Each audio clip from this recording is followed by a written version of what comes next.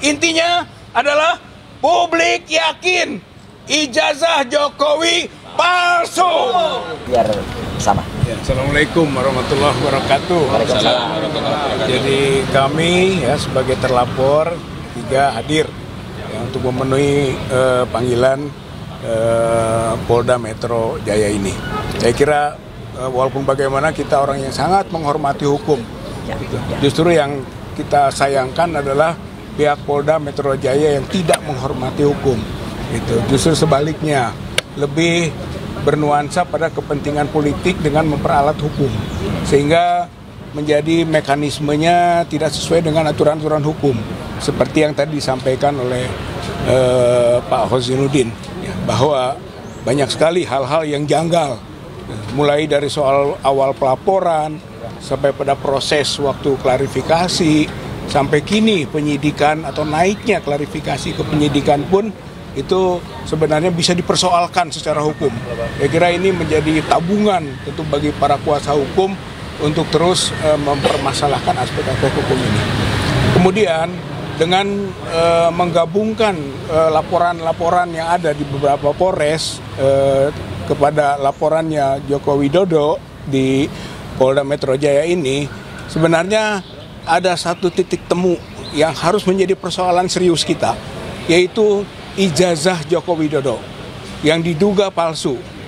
Oleh karena itu dalam beberapa momen kita sampaikan seharusnya awalnya yang harus mengumumkan keberadaan ijazah itu adalah Joko Widodo, tapi karena sudah disita oleh pihak Polda Metro Jaya, maka pihak Polda Metro Jaya harus mengumumkan kepada rakyat, kepada masyarakat, kepada publik, ini loh, gitu kan, ijazah yang dipertanyakan itu. Tapi sampai sekarang tidak muncul juga pengumuman itu. Oleh karena itu, maka sudah selayaknya nanti pada proses pemeriksaan kita sebagai pelapor, maka pihak Polda atau penyidik menunjukkan kepada kami semua ini buktinya, gitu kan, tentang ijazah itu.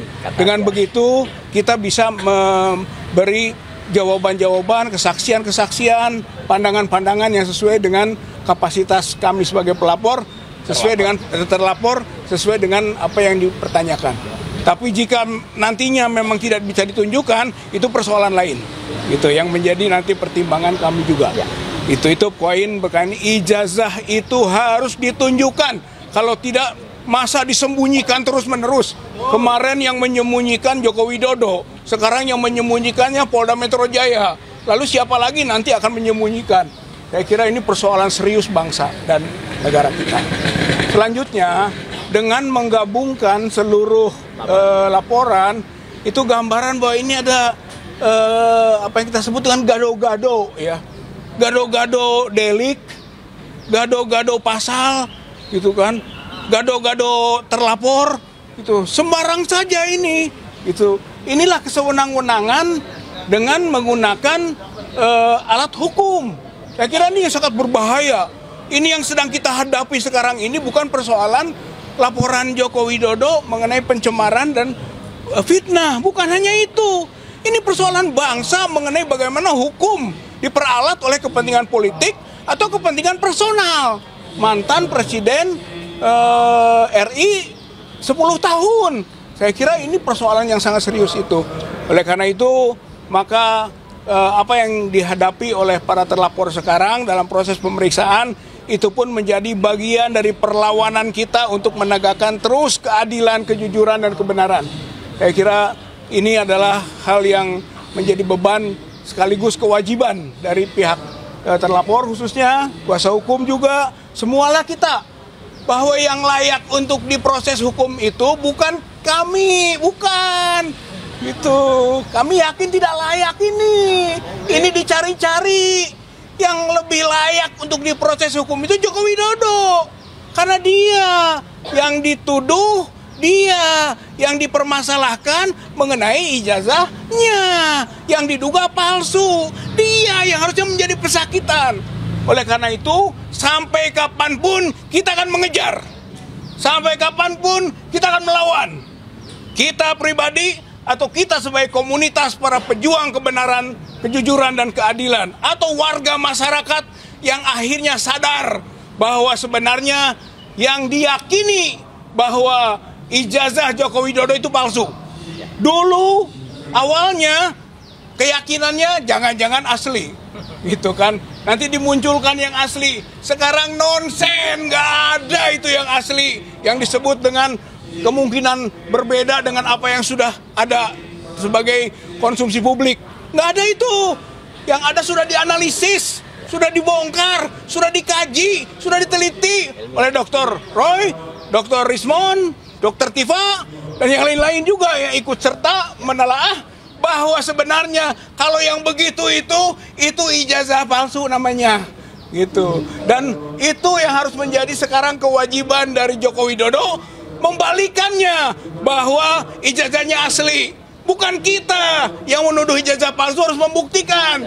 Yang harus membuktikan sekarang adalah Joko Widodo bahwa ijazahnya asli. Karena rakyat, masyarakat, bangsa Indonesia sudah yakin bahwa ijazah Joko Widodo, baik yang SMA maupun yang perguruan tinggi atau UGM, itu palsu. Makanya saya juga ikut serta membuat buku, gitu ya.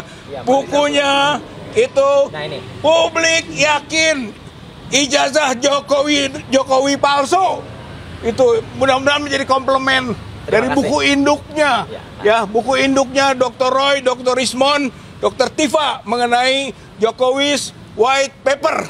Ini pandangan publik sekarang, politik, sosial, hukum, dari pandangan publik masyarakat tadi tentang bagaimana mereka melihat ijazah Joko Widodo ini.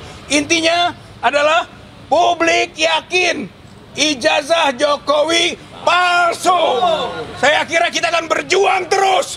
Apapun yang terjadi pada proses-proses hukum tidak akan mengurangi perjuangan kita semua. Insya Allah kebenaran akan terbukti, kejujuran menang, mengalahkan penipuan, kebohongan yang dilakukan oleh Joko Widodo. Saya kira ini yang menjadi penting. Mudah-mudahan sekarang adalah fase menuju cepat terkuaknya ijazah palsu Joko Widodo. Terima kasih. Assalamualaikum warahmatullahi wabarakatuh. Bu Kurnia dulu. Enggak perlu. Bu Kurnia dulu. Pak, keburu maghrib. Keburu maghrib. Bu Kurnia.